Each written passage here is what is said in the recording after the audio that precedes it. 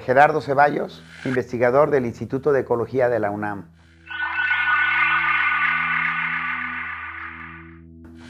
Yo soy de esas personas que por una cuestión, ya sea una bendición o una maldición, sabían lo que iba a hacer en su vida desde muy pequeñito, ¿sí? Me dicen mis papás que cuando yo tenía 3 o 4 años me decían que qué vas a hacer de grande, y yo decía, quiero estudiar animales. Yo no sabía que eso era ser biólogo, pero yo ya sabía.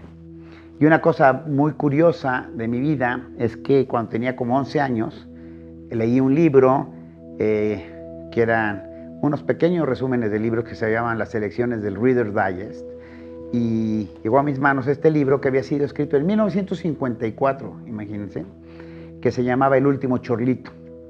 Y este libro hablaba de 2 chorlitos esquimales, que eran estas aves que hacían la mayor migración en la Tierra. Iban desde la Patagonia, en Argentina, hasta el Ártico, en Alaska y Canadá. Todos los años iban y venían, en una migración de más de 15,000 kilómetros cada vuelta. Y el libro hablaba de los últimos 2 chorlitos, un macho y hembra, que hacían la migración. Estaban en peligro de extinción. Y me llamó mucho la atención y me marcó para siempre pensar que eran los últimos 2 animales de su especie, que iban solos. Y en la novela matan a uno de ellos, matan a la hembra. Y decía una frase que se me quedó marcada para siempre. Decía algo así como que, pero las grandes bandadas no llegan ya, solo quedan las leyendas. Últimos de una especie agonizante vuelan solos. Y en ese momento me quedó claro, una de las cosas que yo quería hacer en mi vida era que no hubiera especies que estuvieran en peligro de extinción, que se extinguieran. Y con el paso del tiempo entendí y supe que lo que quería estudiar se llama biología, y que más específicamente se llama ecología, que ecología viene de las raíces de griegas y latinas, ecos, casa, logos, el tratado de la casa, el estudio de la casa, de los animales. Y en ese sentido, déjenme explicar que lo que me motiva profesionalmente en la vida es tratar de evitar la extinción del mayor número de especies de plantas, animales. Ya hay el mínimo número de especies o no haya ninguna especie que se extinga por las actividades humanas. Es el conocimiento que buscamos para encontrar lo que llamamos patrones, es decir, observaciones que se repiten, y procesos, cuáles son los mecanismos que causan estos patrones. Un ejemplo, yo les podría decir simple, es si yo salgo a la calle de alguna ciudad, yo puedo ver que un patrón es que hay más coches rojos, por decir algo, que otros tipos de colores. Ese es el patrón. Y el proceso de por qué hay más coches rojos tiene que ver con muchas cuestiones. El gusto de las personas, etcétera, etcétera. En la naturaleza los científicos hacemos lo mismo. Salimos al campo, hacemos una serie de observaciones y vemos que cada vez, por ejemplo, que buscamos jaguares, los jaguares son activos en la noche. Pero si después estudiamos la fisiología, qué comen, cómo comen, por qué, cuál es la temperatura del ambiente, entendemos que los jaguares son principalmente activos en la noche porque las presas están activas a esa hora, porque hay menos calor y por lo tanto pueden sobrevivir mejor, hay menos cazadores, etcétera, etcétera. Después yo estudié biología, ¿sí?, aquí en México, y me di cuenta que para lograr hacer algo en la vida, en el tema que yo quería hacer, ser un investigador, uno tiene que prepararse más. Yo me fui a estudiar mi maestría a Gran Bretaña en ecología, y después de ahí me fui a Estados Unidos a estudiar mi doctorado en ecología. Yo soy de esas personas que tuvo la fortuna de que encontró trabajo antes de terminar su doctorado, y yo regresé a estudiar a la UNAM. La UNAM es la universidad pública más importante de este país.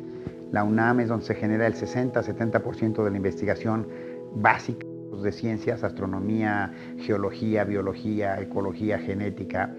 Y en esta universidad me ha dado la oportunidad, una enorme oportunidad de tener una gran libertad de trabajar en lo que a mí me gusta. Como científico, entonces yo lo que hago es hacer ciencia básica, es decir, tratar de entender por qué los animales silvestres viven y se comportan de una cierta manera en su medio, y después esa información me interesa mucho convertirla en acciones de conservación, es decir, qué tenemos que hacer para que estos animales y plantas se mantengan a largo plazo, y por otro lado lo que llamamos políticas públicas, que es decir, qué leyes, qué reglamentos, qué cosas tiene que hacer el país, decretar el país, para que haya un marco de referencia sólido y que estas especies de plantas, animales, el medio ambiente en México se mantenga menos impactado para que pueda mantenerse el bienestar del ser humano en particular y el bienestar de los seres vivos en general a largo plazo. Bueno, en nuestras investigaciones hemos encontrado que en los últimos 500 años ha habido la extinción de muchas especies de plantas y animales silvestres. En la historia de la vida en la Tierra, nosotros sabemos que los animales visibles macroscópicos existen desde hace 600 millones de años. Y en estos 600 millones de años ha habido lo que llamamos cinco extinciones masivas. Las extinciones masivas son eventos que han marcado la historia de la vida en la Tierra, caracterizan básicamente por tres cosas. En primer lugar, porque causaron la extinción muy rápida del 70 o más por ciento de las plantas y animales que había en todo el planeta. Fueron catastróficas en este sentido y fueron causadas por naturales. La causa de la extinción fue un evento, una catástrofe natural. Por ejemplo, cuando se impactó un meteorito hace 65 millones de años con la Tierra, este meteorito causó en un plazo de tiempo geológicamente corto, que quiere decir miles o cientos de miles de años, la extinción de la mayoría de las especies. En este caso, los más conocidos son los dinosaurios. Bueno, entonces, en mi grupo de trabajo y con mis colegas de otras universidades, lo que encontramos es que estas 5 extinciones masivas que han ocurrido han tenido un impacto muy severo en la historia de los animales y las plantas en el planeta. Y lo que nos dimos cuenta es que en los últimos años, en los últimos siglos, hemos perdido muchas especies de animales, por ejemplo. Entre los científicos había un debate de que si estas extinciones son muy rápidas o es algo normal. Y lo que encontramos nosotros fue que las tasas de extinción normales han sido, en los últimos 2 millones de años, una cuestión que parece muy complicada, pero que no lo es tanto, es que esperaríamos que se perdiera una especie por cada 5,000 especies que hubiera presentes en un momento dado, cada 100 años. Es decir, si yo tuviera en un momento dado 5,000 especies de mamíferos, yo esperaría que hubiera una extinción, una especie extinta en 100 años. Si tuviera 10,000 especies, esperaría 2 extinciones y así. Y lo que nosotros hicimos entonces es revisar qué había pasado con la extinción de los vertebrados silvestres en los últimos 100 años. Es decir, qué había pasado con los mamíferos, las aves, los reptiles, los anfibios y los peces en los últimos 100 años. Y nuestros resultados fueron sorprendentes, inclusive para nosotros. Nosotros ya sabíamos, ya teníamos la intuición por lo que habíamos leído, por lo que habíamos estudiado antes, que estábamos enfrentando un proceso de extinción muy grave.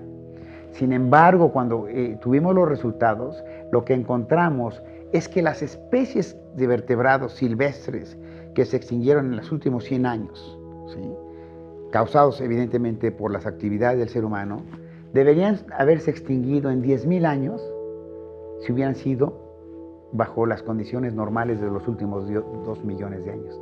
Es decir, perdimos en 100 años lo que se debe haber perdido en 10,000 años.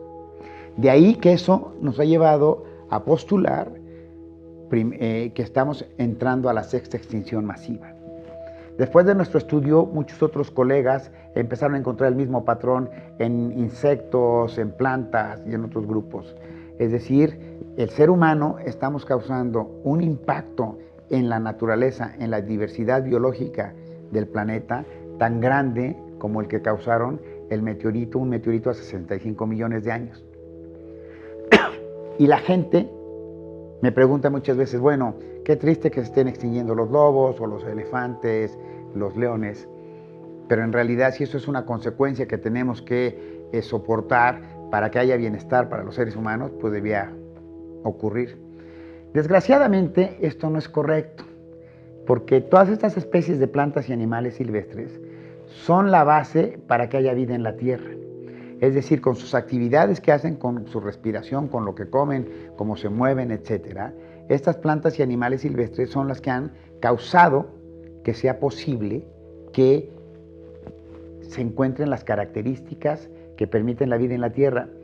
Y déjenme decirles que la Tierra, el tesoro más importante que tiene el universo, es la vida en la Tierra. En el universo infinito hay más galaxias y planetas que granos de arena en el mar. Imaginémonos cuántos granos de arena hay en el mar. Hay más planetas y galaxias en el universo. Y en esta enorme inmensidad, solamente la Tierra tiene vida. Es decir, nosotros somos enormemente afortunados de estar en un lugar en donde tiene la capacidad, en este caso la Tierra, de tener vida. Y esta vida depende de todos estos animales y plantas silvestres. Yo doy un ejemplo que cuando se extingue una especie, es como si quitáramos en una de estas paredes de ladrillos, quitáramos un ladrillo. Evidentemente la pared no se colapsa, pero lo que empieza a pasar es que empieza a funcionar menos bien si estoy quitando ladrillos. Entra ruido, entra aire, más humedad, más frío, más polvo. Si yo sigo quitando ladrillos, lo que va a pasar es que eventualmente al quitar uno de ellos se va a colapsar la pared. Y eso es lo que está ocurriendo en el medio ambiente actualmente.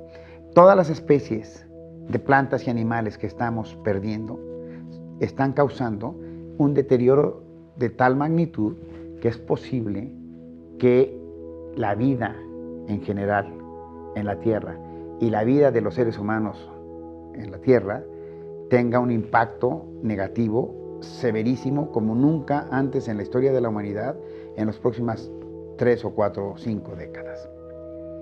Estas plantas y animales silvestres dan a los seres humanos lo que le llamamos los servicios ambientales. Y los servicios ambientales son todos los beneficios que obtenemos gratis del buen funcionamiento de la naturaleza. La combinación apropiada de los gases de la atmósfera para que haya vida, la calidad y la cantidad de agua que tenemos, que depende de los bosques y las selvas que hay, la polinización de todas las plantas, de muchas plantas, la polinización por los animales. Si se pierden las abejas, y ahorita tenemos una crisis de extinción de abejas, si se llegan a perder todas las abejas del planeta, no hay posibilidad que mantengamos la vida humana a largo plazo. Todas estas especies de plantas y animales silvestres las debemos proteger por muchas razones. Hay razones filosóficas, éticas, morales, las que ustedes quieran. Si fuéramos muy egoístas y muy egoístas, deberíamos proteger estas especies porque es la única manera que podamos mantener las condiciones de vida en la Tierra que permiten que tengamos bienestar. De ahí la importancia de lo que estamos haciendo para nosotros poder entender que estamos entrando a la sexta extinción masiva, que puede tener impactos catastróficos para la humanidad, por un lado, pero por otro lado, el enorme reto que esto representa, pero también la enorme oportunidad que tenemos para nosotros lograr que esto no ocurra, que no se extingan los elefantes, que no se extingan los lobos, que no se extingan los manatís, que no se extingan los tapires, que no se extingan los tigres, que no se extingan los leones. Yo podía pasarme enfrente de la cámara 4, 5, 6, 8 días sin parar mencionando especies de animales y plantas que están en peligro de extinción. De ahí la magnitud del problema. Y sin embargo, la fortuna que tenemos esta generación de seres humanos de enfrentar lo que yo creo que es el mayor reto que ha enfrentado la humanidad, excepto una guerra nuclear. En este sentido, la enorme fortuna que tenemos de que podemos con nuestras actividades lograr parar este problema tan grave para que las siguientes generaciones de seres humanos tengan un ambiente en donde puedan gozar de estas plantas y animales silvestres. A mí me pregunto siempre, ¿qué sería de todos nosotros si no hubiera elefantes? Si ya no pudiéramos tener la posibilidad de ver elefantes silvestres, de ver tigres silvestres, de ver osos polares silvestres, de ver mariposas, de ver pájaros. Obviamente, aunque pudiera haber vida humana, sería enormemente aburrido. En este sentido, me parece que es enormemente importante que entendamos que hay cosas que se pueden hacer.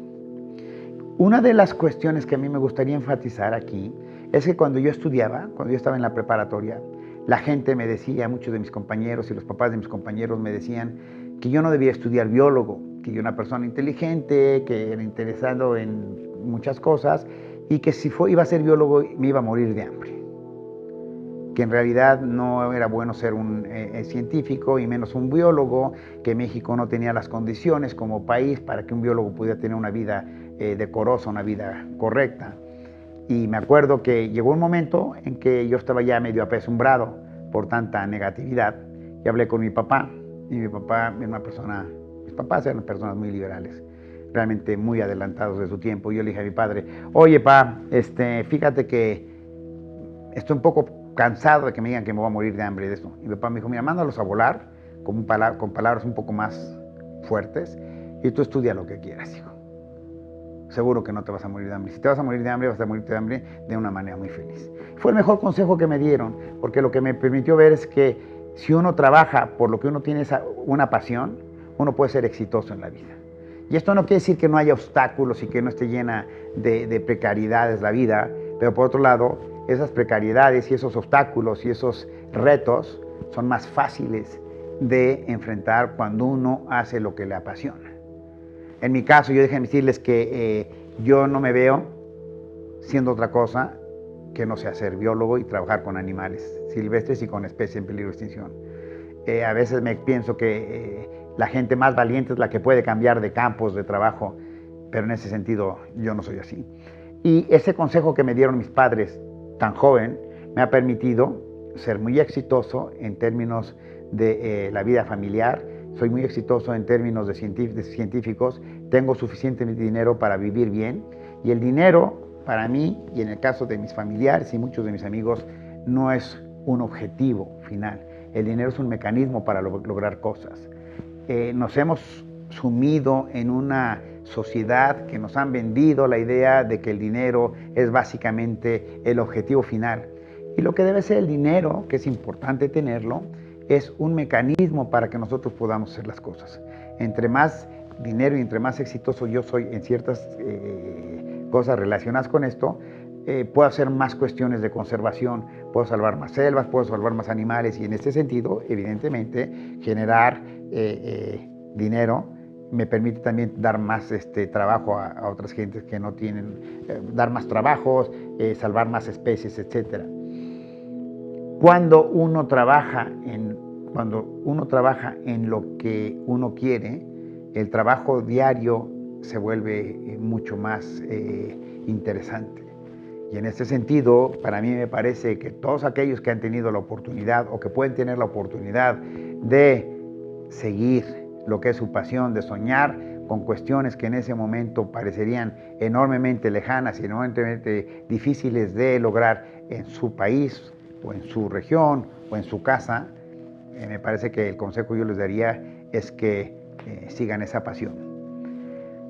En el caso del medio ambiente, entonces yo mencionaba que estamos enfrentándonos a la sexta extinción masiva. Y esta extinción masiva tiene la posibilidad, si no hacemos algo, de que en los próximos 100 años o menos se extingan el 70% de todas las especies de plantas y animales que hay en el planeta. Nosotros, los científicos, creemos que no, ante esas condiciones no podría haber vida humana como la conocemos en este planeta. De ahí la gravedad del problema. Por otro lado, también creemos que tenemos una ventana de oportunidad que se está cerrando, que es pequeña, 20, 30, 40 años, pero que en esta ventana de oportunidad podemos hacer muchas cuestiones. Una de las preguntas que me hacen cotidianamente es que ¿qué podemos hacer la gente común, la gente que no somos biólogos, la gente que no se dedica a esto? Bueno, lo primero que tendríamos que hacer para entender esto, ¿qué podemos hacer? Es que la extinción de especies y el impacto que estamos teniendo en la naturaleza se debe básicamente, el impacto se puede medir por 3 factores. Primero, población, es decir, el tamaño de la población humana. Somos demasiados humanos, estamos creciendo mucho, hay 250,000 seres humanos nuevos cada día en el planeta, es decir, cada 4 días hay 1 millón de personas, cada año hay entre 90 y 100 millones de personas, y cada 10 años hay 1,000 millones de personas. Para que entendamos esto, 1,000 millones de personas no hubo en toda la historia de la humanidad hasta el último siglo. El segundo factor que causa el impacto de nosotros es el consumismo. Entre más consumimos, más impacto tenemos. Y el tercer factor es la eficiencia o la ineficiencia energética. Si nosotros usamos plástico en lugar de papel, y el plástico que se usa solamente una vez, estamos siendo mucho más ineficientes, teniendo un impacto mucho más negativo que usamos papel, o que usamos vidrio, o que usamos un producto que podemos usar más de una sola vez.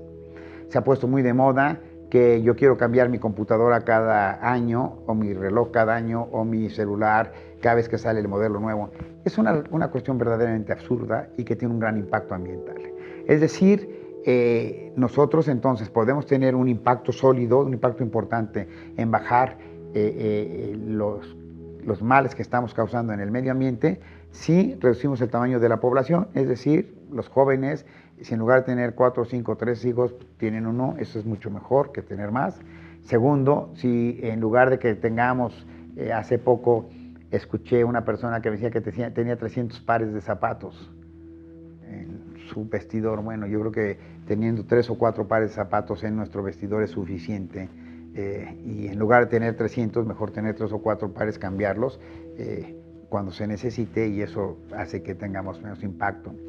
La ineficiencia tecnológica, bueno, si podemos dejar de usar popotes, dejar de usar plástico, si apagamos las luces en nuestra casa, si en lugar de usar la gente que es más afluente, podemos usar productos que sean biodegradables, jabones que no contaminen, por ejemplo, si no compramos mascotas que sean animales silvestres, en mi gusto, aunque sean producidos en cautiverio, no es una buena opción.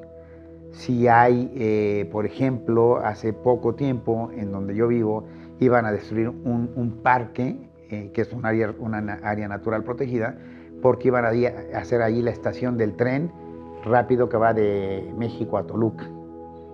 Pues me organicé con los vecinos, entendimos el problema, fuimos a la Secretaría de Comunicaciones y Transportes, les explicamos que era un área protegida, que si iban a hacer eso nos íbamos a oponer, íbamos a ser un verdadero desastre a nivel internacional, porque empezaba el tren destruyendo un área protegida, y con una sensibilidad importante la Secretaría compró un terreno especial para poner allí la terminal del tren, y aparte ayudó a que este parque, que era tan importante, se consolidara como parque. Es decir, lo que podemos hacer nosotros para apoyar el ambiente es, en primer lugar, entonces sabiendo ya cuáles son los factores, entender un poquito más los problemas. Yo les diría que si leemos un poco más, si nos ponemos a tratar de entender un poco más el problema, primero hace más interesante la vida. El conocimiento hace que la vida sea mucho más interesante. Si yo llego a ver una iglesia y no veo más que la iglesia, eso no es tan interesante como si llego y sé quién construyó la iglesia, en qué año se construyó, por qué es importante, qué es interesante, qué es diferente. Lo mismo pasa con la naturaleza y con el medio ambiente. En este sentido, entre más conocimiento tengamos, hace más interesante el tema, pero también nos hace más eficientes en saberlo. Si nosotros, por ejemplo, reducimos el uso de basura, una de las cosas que yo mencionaba es que en lugar de comprar botellas de plástico para cada vez que tengo sed, pues debía uno traer un termito de plástico o de vidrio o de aluminio, en donde uno no tenga que estar produciendo esta basura. En muchas de las casas de la gente que yo conozco hemos hecho un esfuerzo, porque cuando vamos al supermercado, por ejemplo, ya no pidamos bolsas en el supermercado, bolsas de plástico, llevamos nuestras propias bolsas de plástico. Y yo les puedo decir que con esto, en una casa normal, el uso de basura baja en un 50 o 60% por semana. Lo que podemos hacer también es toda la basura orgánica, hacer composta, y déjenme decirle que yo soy bastante ignorante en cómo hacer la composta. Yo lo que hago, tengo unos tambos, les pongo un poco de tierra y pongo los desechos orgánicos vegetales, pongo un poco más de tierra, la remuevo 2 o 3 veces en 3 meses, y a los 3 o 4 meses tengo tierra muy buena para abonar mi propio jardín. Y no me cuesta más que tal vez 3 horas en 3 meses y ponerla. Si uno está realmente interesado en el tema, en este mundo ahora tan globalizado, tiene muchas ventajas, por ejemplo, el Internet, ¿sí? Si yo me meto en el Internet y le pongo 50 maneras de ayudar al medio ambiente, me van a salir literalmente decenas o cientos de páginas de Internet que me dicen todas las cosas que yo puedo hacer, desde, como he mencionado, bajar la basura, bajar el uso de plástico, apagar la luz, usar champús que sean biodegradables. Cuando viajemos, los que tenemos oportunidad de viajar, en lugar de que en cada hotel sacar el jabón, llevar nuestro propio jabón para que no tengamos que sacar el jaboncito que después de usarse 2 o 3 veces y dejamos el hotel, lo tiran a la basura. No usar las botellitas de plástico donde viene el champú, sino llevar nuestro propio champú. Es decir, hay muchísimas actividades que nos ayudan a hacer esto.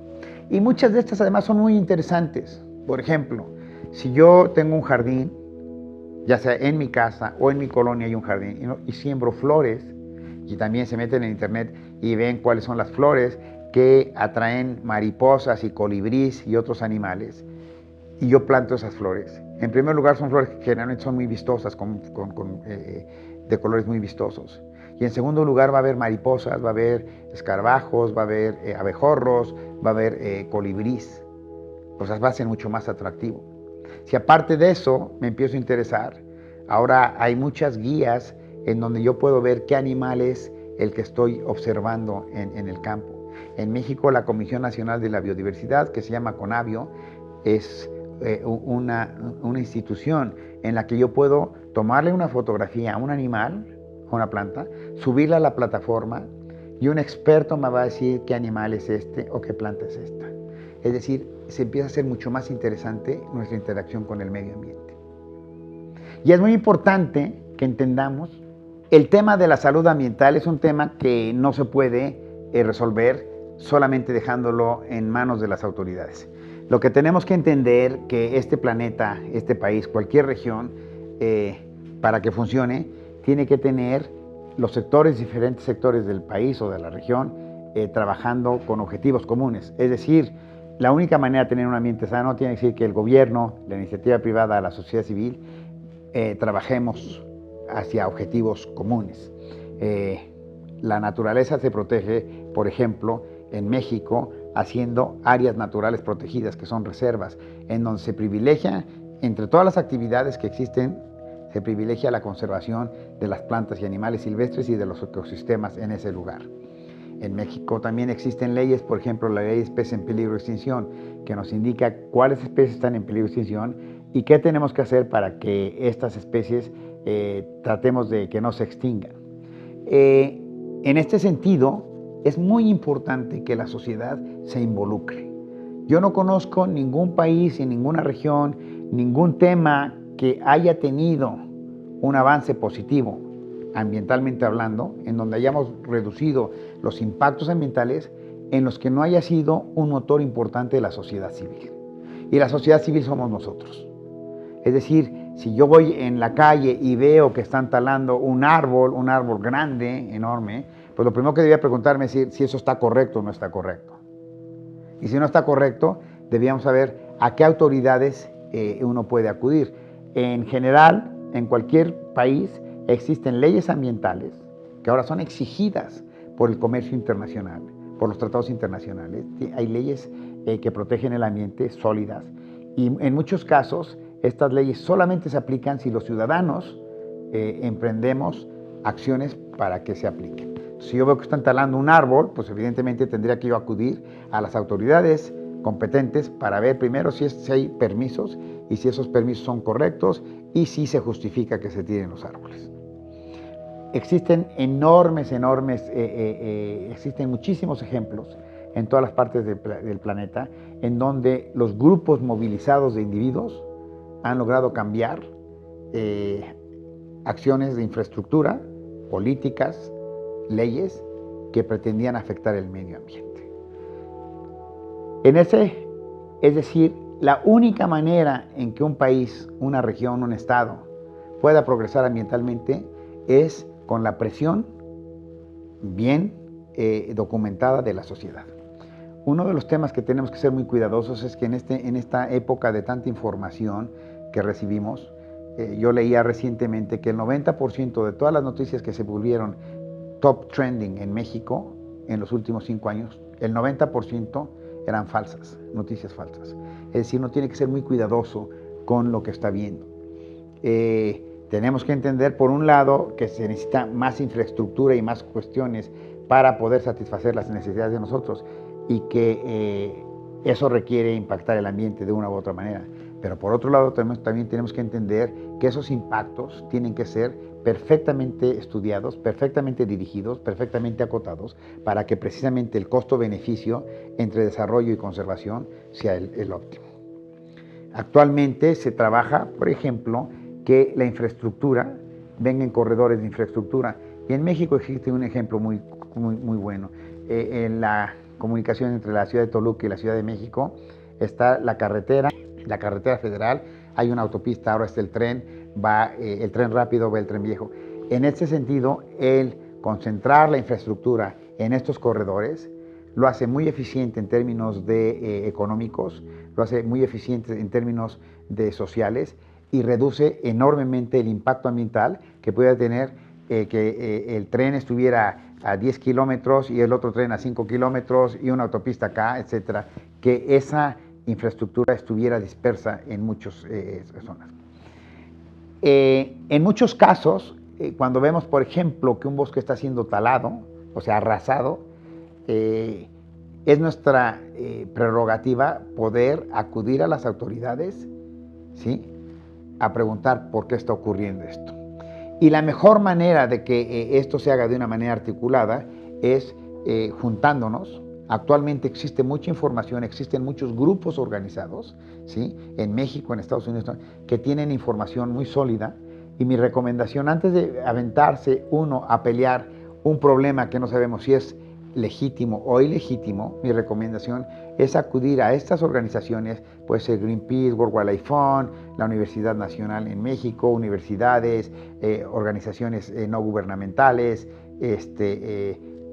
coaliciones de defensa del ambiente, en la que podamos tener la información correcta para que precisamente si nos involucremos primero conociendo cuál es el problema y segundo, cuáles son las soluciones y cuál es lo que legalmente podemos hacer.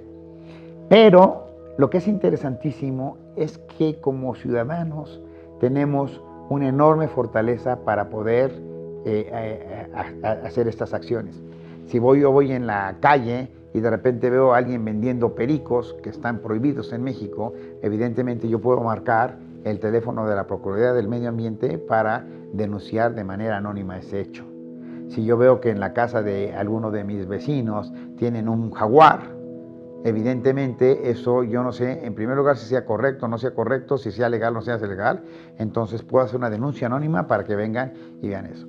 Lo que yo les puedo decir es que tener un jaguar en una casa, aunque pudieran tener un permiso, esto representa un peligro para los que vivimos en esa zona y evidentemente involucra una tortura para el animal que esté encerrado en una casa. Yo creo que es importante, creo que el consejo más sólido que yo podría dar, ¿sí?, es que es tiempo que dejemos de ser espectadores. Que dejemos de ser espectadores y nos volvamos actores en todos los diferentes temas de nuestra vida. Que seamos actores en el tema de nutrición, en el tema de ejercicio, en el tema de salud, en el tema ambiental. Es decir, que nos comprometamos con nosotros mismos para que vayamos más allá de nuestra zona de confort, en donde si yo paso y veo que están destruyendo un bosque, o están destruyendo un árbol, o están tirando basura, voltee y me siga caminando. Esa es mi zona de confort, que lo hace a lo mejor que esté yo momentáneamente más cómodo. Lo que es importante es que si yo veo que está ocurriendo algo mal, me salga de mi zona de confort y me tome, ¿sí?, el tiempo para poder tratar de hacer algo positivo. Pongo un ejemplo. Si yo veo que alguien está atropellado en la calle, ¿cuántas veces hemos visto volteado y decimos, bueno, seguramente alguien ya llamó a la patrulla o ya llamó a la ambulancia? Debemos de dejar de ser espectadores en ese sentido. No nos cuesta para nada agarrar nuestro teléfono y hacer un par de llamadas para saber si ese problema ya está abordado o no. Si ya está abordado no pasó nada, pero si no está abordado estamos salvando o un árbol o un bosque, una contaminación o a una persona. No podremos salvar la vida en el planeta, de todas estas plantas y animales silvestres. No va a haber un planeta que tenga las manifestaciones biológicas tan maravillosas que nos han tocado poder ver, poder experimentar, si no actuamos, y si no actuamos en los próximos años. El plazo de tiempo que tenemos es corto, 2 o 3 décadas, pero por otro lado representa para mí el reto más importante que ha enfrentado la humanidad, y que seamos nosotros actores de este gran reto es un enorme privilegio que ninguna generación antes de nosotros había tenido la oportunidad de aportar para lo que sigue.